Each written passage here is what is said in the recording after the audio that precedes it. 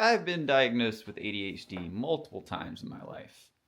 My mother also happened to be a child psychologist in the 90s. That does not make me a psychologist. So, this is just my opinion at the end of the day, and take it for what it is.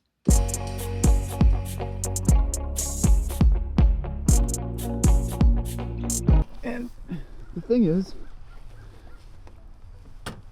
I don't think it's really necessarily a psychologist's place to say on any of this anyway. But I am a guy that's gone through this. And I can tell you what I've learned at the age of 34.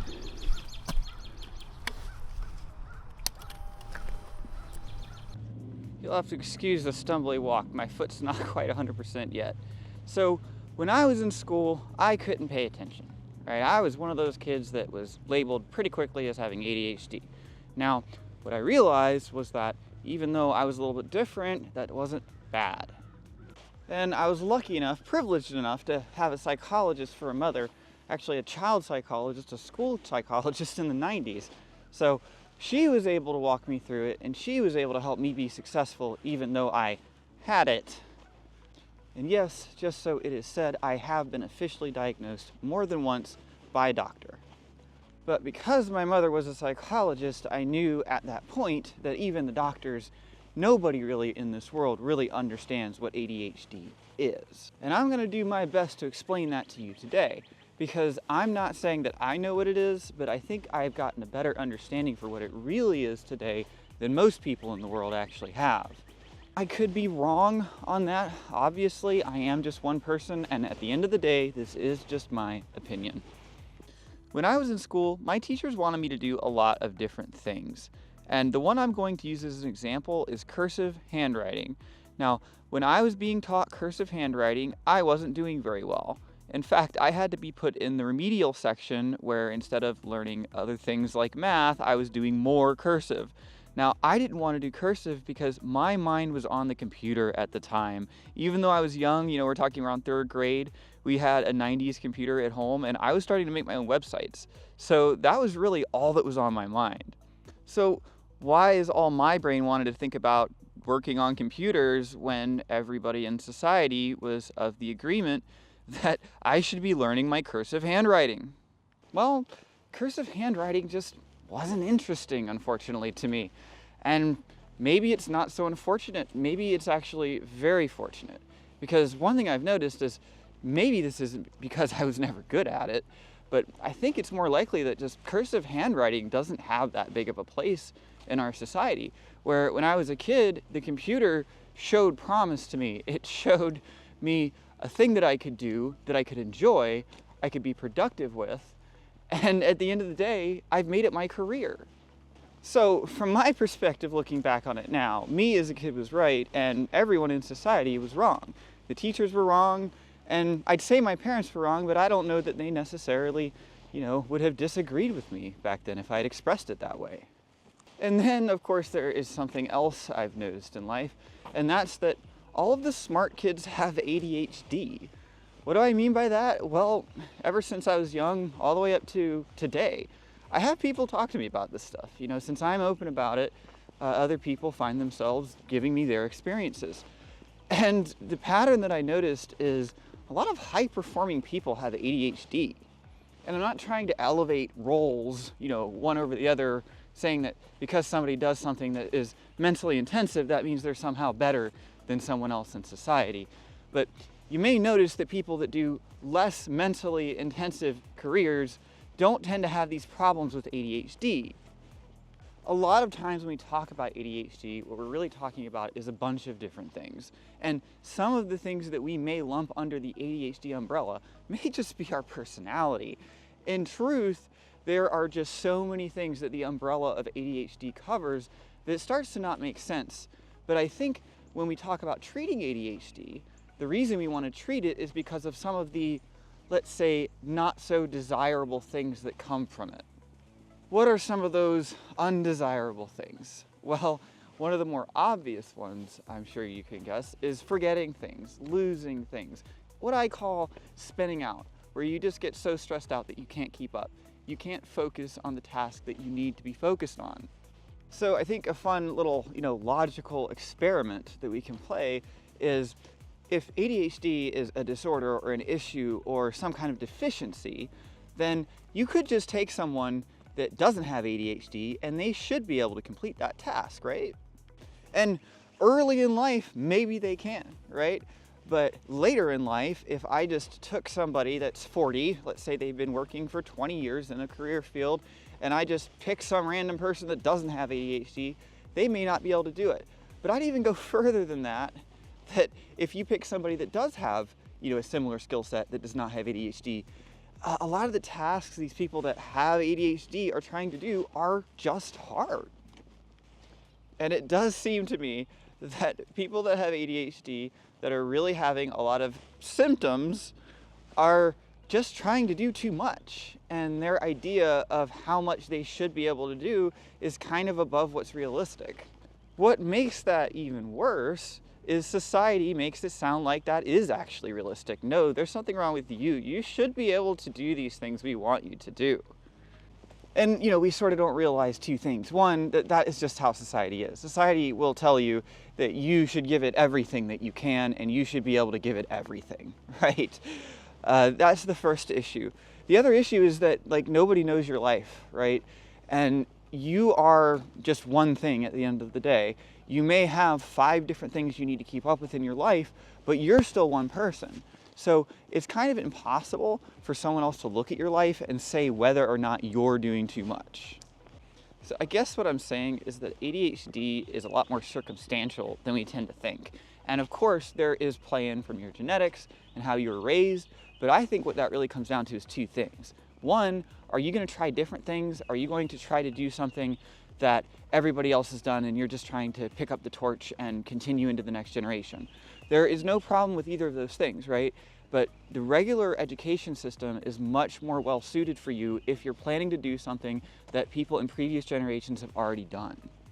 And another one is sort of, how are you raised to deal with expectations as a human when you're young? Because some people are taught, hey, you're human, do what you can. If you can't do it, it's okay, and just do your best. Others are sort of more raised to believe that you have to do what is demanded of you, and you need to be amazing, that you can be better than what you think you can be, and it's just a matter of striving for it. Now, that's true so much as it's true that you can drive a Ferrari fast, right? Therefore, you can drive a car fast. It does mean, though, that if you drive fast, you have potential to crash. So if at the point you're starting to crash, you tend to look around you and say, well, why isn't everybody else crashing? I guess it's because I have this ADHD and it's a problem for me and I need to work on it, and this sucks because, none of these other people are having this problem. Well, none of those other people are going 120 miles per hour.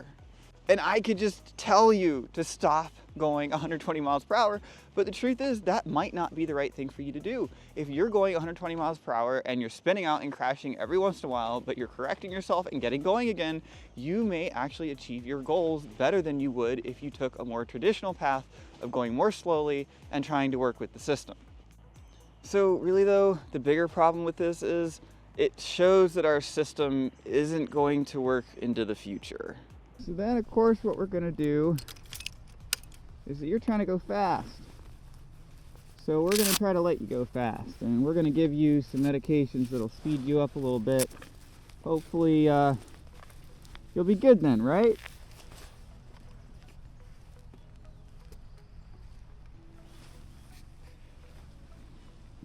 Unfortunately, these medications are almost always temporary fixes.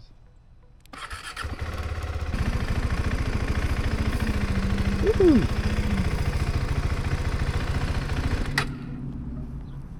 No, I'm not going to the liquor store. Just the Harris Teeter. So now that you know that there is a limit, we can start talking about how we can make this better. First, realize that there are things out there that you can consume that will help with this. They aren't immediate helps, but they do help in the long run. There we are. Doesn't need to be organic. So when you're shopping, try to do most of your shopping in this section, the produce section of the store. This is where normal food is.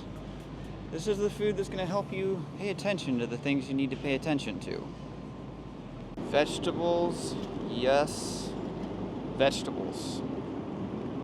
These little red potatoes. If you have been diagnosed or feel that you have ADHD and you are using any of these products, stop immediately. You're maybe considering taking medication to help your brain work right, but if you're consuming these things, you're consuming things making it work wrong. I am not going to be putting this thing in my cart, but you can see where it has 24 grams of added sugar. And if you want to improve your attention span, this added sugar is what you want to avoid.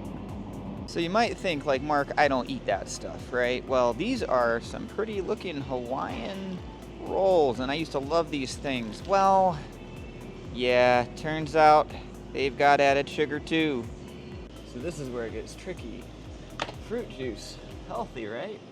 Yeah, and look, it only has 30 grams of carbohydrates, 29 of those being sugar, but none of them are added sugar, so that's fine, right?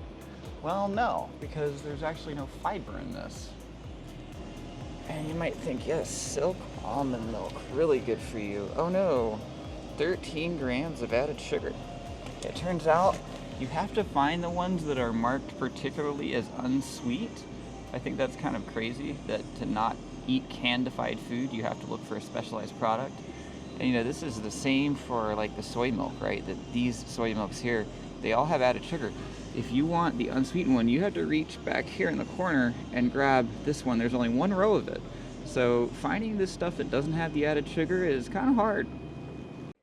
What I have found with what we call ADHD symptoms, eliminating added sugar really, really helps with all of that. As far as being able to focus on a task for an extended period of time, especially if that's a task that I'm not particularly into, when I'm eating a lot of added sugar, I'm kind of jumping from place to place where after months of not eating any at all, I find that I'm not really doing that.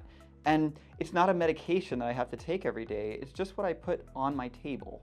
Now, I do understand that it's not possible for everyone to make their diet work this way. And of course, exercise is important to make it work that way as well, which all of that takes time. Some of these foods that have added sugar in them are very convenient, which saves you time, and that's all time you may feel you need to do the tasks that you feel are more pressing to you. And I am not anti-medication. I've taken several medications myself, and the truth of the matter with the medications is they will always be temporary. Sometimes it is a month, sometimes it's a few months, sometimes it's a year or so. But what generally happens with those is because they're just stimulants and it's just like drinking a bunch of coffee, just in a different form, your body and brain will grow a tolerance to that. And you know, that's where our brains are rather cruel to us, that we find a way to make our brain do what it needs to do for us to work in society. And in the meantime, it works on making itself not work that way, even with the medication. So the position that can put you in is you start taking the medication, it does make you able to focus better, so then you start committing to all of these things that you think you can do. Then slowly over time, the medication doesn't work as well day by day until you're taking the medication just to be normal. And now if you stop, you're really gonna get behind. At the end of the day, if you can use them and use them well, have fun. But I want to help you avoid this situation where you get this kind of false hope that you'll be a genius in the future and then overcommit, which ends up making you look like kind of a dunce. I hope you like this video, guys. I had fun making it and I like this topic. If you want to see more stuff like this, give this video a like and put some comments down below. Have a good night.